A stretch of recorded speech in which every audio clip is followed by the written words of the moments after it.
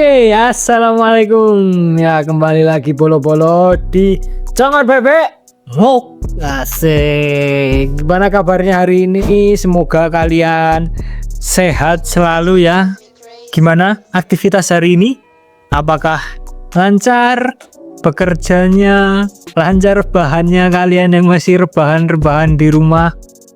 Untuk menemani malam ini, untuk menemani hari ini, ya kita akan membuat konten lagi. Tapi sebelumnya saya ingatkan untuk jangan lupa di subscribe channel ini ya bolo-bolo, di like dan di komen, oke? Supaya semakin meningkat. Asik. Kita udah lama nggak ketemu ini bolo-bolo. Ya, setelah kemarin kita beramai-ramai, saya sendiri lagi. Jen konco-konco nih kira tahu gelem ngetok. Malah delik ning buri kono kae. Ngaungi ngono. Kita langsung saja. Kita kali ini ada melihat beberapa berita yang cukup membagongkan ya guys. Nanti kalian ikut komen gimana menurut kalian. Yuk, video pertama. Nah, ini video pertama tuh ada berita terkait Pak Polisi, ya, kesayangan masyarakat Indonesia. Kita lihat beritanya. 31 polisi Polda Metro Jaya dipecat. Nah, gara-gara narkoba, selingkuh, desersi, penipuan, hingga yang paling bikin kita shock yaitu LGBT. Anjay. Piejel. Polisi terduga Deki terlibat LGBT, Cok. Menurutmu loh, seorang Pak Polisi. Oknum. Oke, oknum. Ya, oknum ya guys ya. Ini kan tapi ramah akal, Cok. Kok iso loh Pak Polisi yang dimana dia tuh diseleksi ikut untuk menjadi polisi kok ya malah jadi LGBT. Irjen Pol Karyoto memecat 31 anak buahnya melalui pemberhentian tidak dengan hormat ya guys, atas berbagai pelanggaran berat. Nah, ini dari jumlah tersebut 5 anggota berasal dari Satuan Kerja Mapolda. Mapol ada Mapolda. Sementara 26 lainnya bertugas di jajaran Polres. Pelanggaran yang dilakukan meliputi 8 kasus narkoba, oknum, narkoboy, kemudian 15 disersi, 1 penipuan, dan 4 perselingkuhan, 2 pernikahan siri, dan 1 kasus terkait LGBT. Anjing nggak bisa. Yang saya anehkan itu ya kenapa Pak Polisi kan gagah, gagah, tapi kok malah sebagai contoh yang baik. Yes, of course. Iya, pengayom. Masyarakat. Iya kan. Malah harusnya lebih baik malah LGBT. Mungkin ya itu, tapi hanya oknum No, masih banyak polisi-polisi di Indonesia yang bagus, yang baik. Gitu, bagus sih. Kita lihat komennya ya. Kerja nyata hanya damkar dan satpam lebih profesional. Ya Pak Polisi ya profesional bro. Ikan ya segelintir. Ya, kita lihat komen lagi. Satpam Bank BCA paling terpercaya. Anjir. Meresahkan. Ya emang nama polisi jadi tercoreng terus guys. Padahal beliau ini kan sudah sangat berusaha menjaga citra agar baik. abdi negara. Yes, abdi negara idamanmu. Mbak Wi. Iya. Oke, terus kita apa lagi ya? 31 orang katanya sih oknum, tapi kalau dikumpulin bisa bikin polsek sendiri. Bora kayak ngono mas, itu emang beneran oknum itu. Enggak nek banyak. Kita percaya polisi kita tuh hebat keren. Semangat Pak Pol. Cuak. Next, kita ada berita selanjutnya. Wah, iki berita berikutnya guys, tentang seorang ayah yang tidak menerima anaknya, kasus anaknya, pembunuhan anaknya itu divonis bebas dalam sidang. Piye perasaan seorang ayah, seorang orang tua? Iya tolol meneh iki.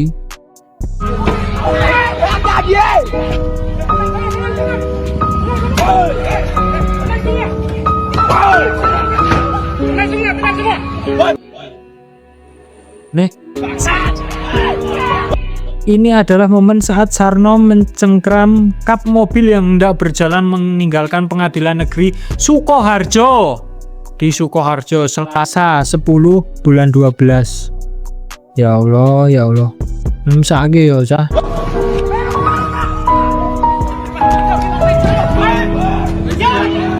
Budong Naim malah dibebasin enggak? Ya, enggak ini toh kasusnya itu. Nah, karena ini tuh katanya dia itu, tak bacakan aja ya biar jelas ya. 2 dari 3 terdakwa kasus pembunuhan Sherlina, si anak dari ayahnya tadi itu, wanita yang jenazahnya dibungkus plastik di Polokarto Sukoharjo, divonis bebas dalam sidang di Pengadilan Negeri Sukoharjo Selasa 10 bulan Desember bulan 12 2024. Belum lama ini berarti ya, bulan lalu. 2 terdakwa itu adalah Rofi MS dan Gilang S. Hakim Ketua Ari Prabowo menyatakan berdasarkan bukti-bukti dan fakta persidangan, keterlibatan Rofi MS dan Gilang S dalam pembunuhan tersebut tidak terbukti secara sah dalam meyakinkan. Sementara itu terdakwa Dwi Prasetyo 22 tahun yang menjadi otak pembunuhan berencana ini dijatuhi hukuman penjara seumur hidup. Oh, jadi di sini si Dwi Prasetyo ini dia menjadi otak pembunuhannya itu divonis hukuman seumur hidup. Tapi gimana deh, 2 orang dari 3 terdakwa kasus tersebut, si Rofi MS dan Gilang ini, dia justru dinyatakan tidak bersalah. Menyatakan bahwa tidak, bukti-buktinya itu tidak menunjukkan bahwa mereka itu terlibat gitu loh. Nah itu yang memicu amarah dari si bapak. Makanya yo mau gimana pun menurutku yo tetap mereka bertiga nek salah ya harusnya dihukumnya ya sesuai gitu. Nih, dari hasil konstruksi kepolisian, Sherlina, perempuan asal Jumawolo, Karanganyar, dibunuh dengan keji oleh 3 terdakwa. Loh, 3 terdakwa loh, kok iso lo yang 2 itu bebas? Nah, yo. Padahal jelas-jelas di rekonstruksinya itu 3 terdakwa. Iya, ada apa ini dengan hukum di Indonesia? Guys, kita nggak usah kaget lah ya. Ya mungkin ya mungkin ya kalian udah paham sendiri ya guys ya. Itu kronologinya tuh gara-gara apa gitu. Ada di videonya, bentar lagi kita lanjut. Oke.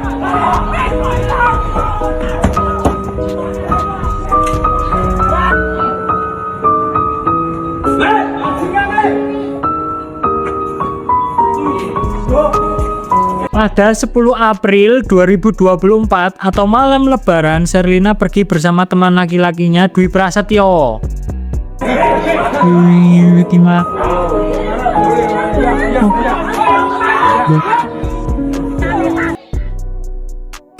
Tahu kalau Sherlina baru saja dapat uang THR, Dwi mengajak 2 temannya, G dan R, yang tadi yang dibebaskan, itu menghabisi si korban tadi. Kok iso? Maksudku lah ngopo ngono lho. Cuk, apakah anjing maksudnya apakah dia melakukan kesalahan atau gimana? Sati. Sumpah kalau lihat beritanya ini, yo kalau kalian yang tahu mungkin bisa ikut komen ya, tapi ya itu tadi dia katanya mohon maaf dibunuh dengan keji diracun, dijerat dan lain sebagainya. Jadi udah kayak gitu tapi kok masih bisa bebaskan loh 2 orang itu. Menurutku kacau sih itu anjing. Nggak tahu gimana ya guys, tapi kasus ini menurutku aneh sih. Kita lihat komennya. Selain ngabisin duit negara, penegak hukum di Indonesia gunanya apa? Ya gunanya ya gitu, membuat kericuhan. Ada yang komen lagi nih. Sebenarnya yang salah hakimnya, bukan polisi. Karena polisi sudah menangkap tersangka, namun hakimnya yang memutuskan hukumannya. Mau sampai kapan hakim di Indonesia seperti ini? Sampai kapan? Tidak ada yang tahu. Besok sore, lusa, dan seterusnya. Apa fungsi hukum kalau yang bersalah tidak dihukum? Buat apa pasal dalam undang-undang kalau nyatanya yang bersalah tetap dibebaskan? Setuju. Dan agak lain, Cok. Hukum di ini tuh, Konoha ini. Kok bisa udah kayak gitu masih dibebaskan? Yang si otak pembunuhannya jelas harus dihukum seumur hidup. Setuju banget tahun. Justru nek iso tinggu bal-balan ya karo napi-napi sih orang yang kono lho. Gantil dipacul ndase kok piye lho. Bagi kurang ngawur tenan Cuk. Anak cewek, anak orang ya pasti sakit hati lah anjir. Usaha guys. Semoga almarhumah diterima di sisinya dan ditempatkan di tempat yang terbaik di sana, di surganya Allah. Amin. Kita next ya guys. Di berita berikutnya. Wah, iki yo saya kucluk iki. Melahirkan di kos, sejoli di Pekanbaru tega buang bayinya sendiri. Wong-wong yang-yangan gur pengen penai tok, gur cuman nyari enak nyantok. Ontone wis terjadi kayak gitu, mereka bingung, dibuang-buang. Tolol. Oke. Dan anehnya, tersangka-tersangka seperti ini mereka tuh kenapa ketika ditangkap berjilbab? Padahal di kos-kosannya aja mut-mutan. Maksudnya mut-mutan nganu permen, tuku permen toh. Nah, kuwi aneh tapi kayak anjing. Banyak dari jalan dua. Dua-duanya nih menurutku salah. Si cewek ya si cowok. Si cowok pengen enak itu. Ini kowe wani kan harusnya berani bertanggung jawab, Bro. Kalau kamu berani seperti itu, laki-laki itu yang dipegang tanggung jawabnya, omongannya. Berani berbuat, berani bertanggung jawab. Kamu kok ketawa-ketawa kamu di belakang itu. Wah itu kocok itu teman saya. Itu tapi benar Bro. Parah banget ini. Bro. Ayo Bu, pelan Bu. Ya, jalan. Mundur, pelan. Mbak, padahal tuh orang di luar sana mungkin ya akan ada ya banyak yang mungkin sedang masih yang udah nikah tuh masih menunggu untuk mendapatkan keturunan, masih berusaha untuk mendapatkan keturunan. Kamu tapi kok malah berbuat seperti itu loh. Di mana hati nuranimu itu loh? Waduh. Kita lihat ya. Jajaran kepolisian setempat menangkap sepasang kekasih MF alias Tama dan RF alias Ranti. Umurnya lagi selawero 23, 25 sama 23 tahun. Jans. Di Kelurahan Air Dingin, Kecamatan Bukit Raya, Kota Pekanbaru Riau pada Sabtu tanggal 4 bulan 1 2025. Baru, guys. Tahun baru. Nah, berarti lek gawe ra pas tahun baru. Wih, mana bro, jadi pas ke tahun baru. Mereka ditangkap karena membuang bayi hasil hubungan gelap. Kedua tersangka merupakan mahasiswa. Masa depanmu masih panjang. Kamu apa nggak kasihan gitu loh, Sok? Orang tuamu berusaha susah payah untuk menyekolahkan kamu biar menjadi orang pintar, biar menjadi orang berguna, bergelar, malah ici bos. Itu sih anjir. Ya ampun. Ya, terus bayi tersebut kemudian diletakkan di dekat dinding sekolah hingga ditemukan oleh warga setempat. Tapi gimana ya kondisi bayinya ya? Apakah dinyatakan selamat atau sudah?